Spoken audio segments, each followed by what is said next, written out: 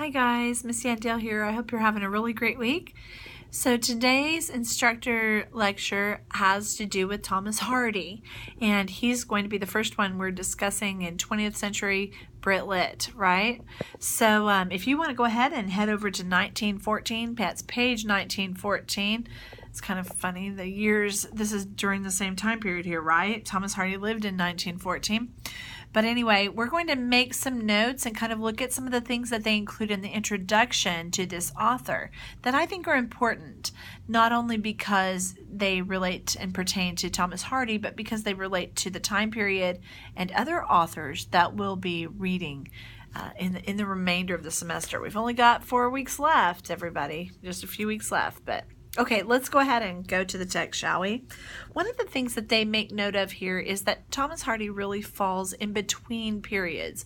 So there are some things about what he writes and his perspective, like the way he looks at things, that will be representative of the Victorian era and age. So he's kind of on the brink here. He's both Victorian and also modern. So one of the things they note to you several times, I think at least 2 or 3 times in the introduction here, is how he both was Victorian in some ways and very modern in other ways. Okay, so the next paragraph, I'm like midway down on page 1914, is just that it says in his fiction, now he wrote novels as well, but in his fiction, he was interested in the forces of nature outside and inside individuals and how they come to shape human desires.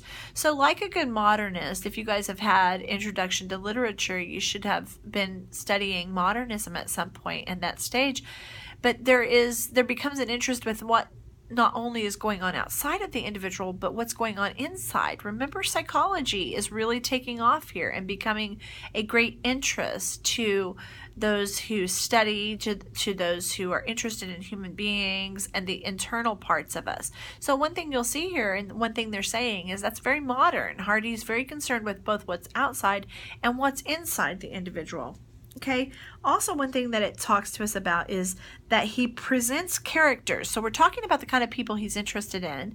Now still this is talking about his novels, but in real life this is what interests Hardy. It says he presents characters who are at the mercy of elements beyond their control. Okay, so their emotions or sexual impulses and the barriers of social class and restrictions or social mores.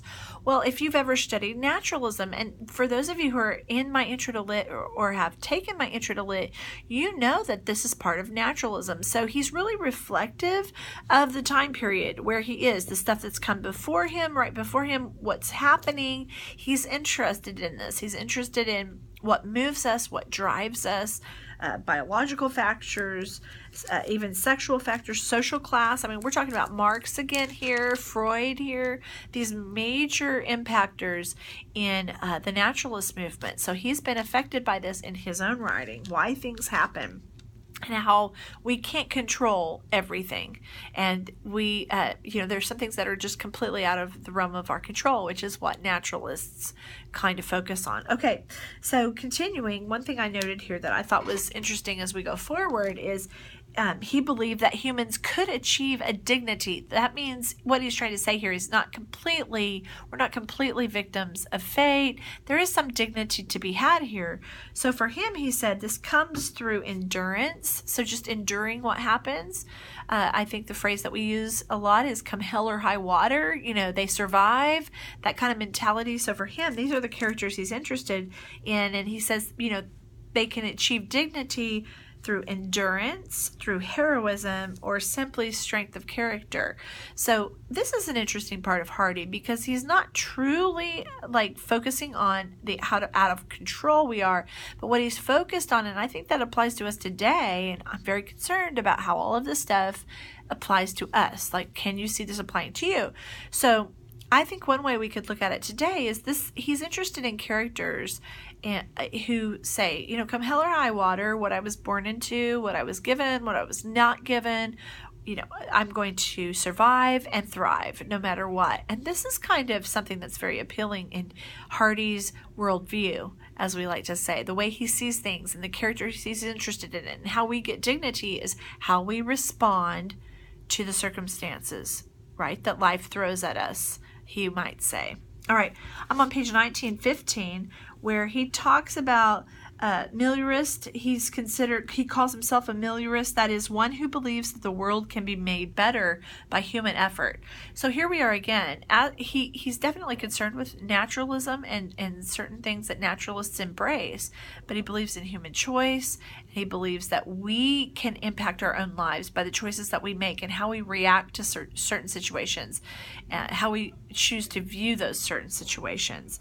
Moving on, there's a little notation about the poem we're going to look at today for the discussion board, and it's called The Convergence of the Twain. So convergence is where two things meet, and this is his poem that is going to be discussing the Titanic, the sinking of the Titanic, and that's, thinking again about history, how important history is here. And one of the things it says, it illustrates the perversity of fate, which kind of is naturalistic here, the disastrous or ironic coincidence of events. And it says, in addition to that, some of his other poems present some aspect of human sorrow, loss, frustration, regret, always grounded in a particular fully realized situation. So he talks about these kinds of things interest him. This is what he puts in his poetry and his novels. And I'm moving down a little bit. Here's another reminder of him being rooted in the Victorian period. It says, though rooted in the Victorian period, Hardy thus looks ahead to the dislocations of poetic form carried out by those in the 20th century. In other words, modern period. He's a forerunner. He's on the brink of what's new, and it tells you here many of the actual modern poets highly revere Hardy and how he wrote and what he did. I mean, believing that he contributed heavily to the modern movement and was responsible in some form and fashion for making sure for laying a foundation for that movement. So moving on here, it talks about his ideas about God, and we're told toward the bottom of 1915 that at one time that Hardy had been interested in becoming a Church of England priest. So this talks about his own disillusionment. I want to read this to you. The sadness in Hardy, his skepticism about the existence of a benevolent God. Okay, so he had questions about the nature of God and who God was. This is hard for him because there becomes a complete, if not complete, a huge detachment from God. They call it here, let me find the quotation. Oh, here it is. Although his attitudes toward the sacred remain tangled and vexed. Okay, so he probably, I think a way we could say it is, had a love-hate relationship with the notion of God. And you guys, a lot of people do. Like, how can all of this exist? How is God a benevolent God and all of these awful things happening? Those kinds of questions haven't gone anywhere. He certainly didn't invent those questions, but they have not been answered. Those questions don't get answered. Do you know what I mean? So anyway, what has been termed the disappearance of God. And I want to say that the disappearance of God does not mean that something happened, but in literature it did. And in the minds of many people who are, active in these movements, that there is this complete lack and utter disregard for that part of life and philosophy and ideology. So here it's called the disappearance of God, in quotes. You can see this. And it affected him more deeply than it did many of his contemporaries, not least because he considered going into ministry full-time as a priest.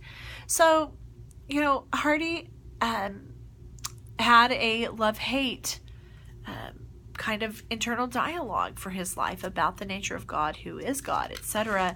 And how do these awful things happen if God is benevolent? I think those are questions people still ask, So let's go ahead and move then over to 1940, page 1940, where we're going to look together at his piece based on the Titanic, and it's called The Convergence of the Twain, Lines on the Loss of the Titanic. So I'm going to read this with you, and what I'd like you to do in your discussion board is not only talk about what we've discussed in the introduction, what we've just discovered about Hardy himself, but what is he saying in this piece about the Titanic. It's arranged differently, and I'd love to hear your input about the arrangement. Why do you think he did it this way, and what lines stand out to you? So as we read, just feel free to underline and make note of lines that perhaps stand out to you that you may want to discuss on the discussion board post, okay? Here we go. In a solitude of the sea, deep from human vanity and the pride of life that planned her, stilly couches she.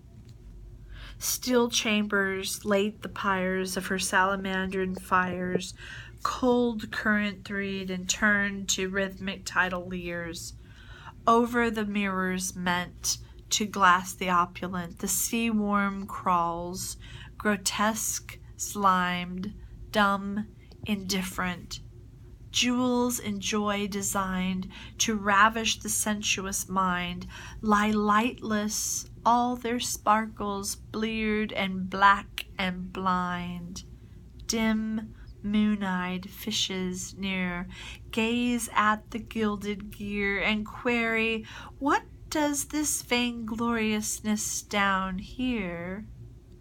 Well, while was fashioning this creature of cleaving wing, the eminent will that stirs and urges everything, prepared a sinister mate for her, so gaily great, a shape of ice for the time, far and dissociate, and as the smart ship grew in stature, grace, and hue, in shadowy silent distance grew the iceberg too.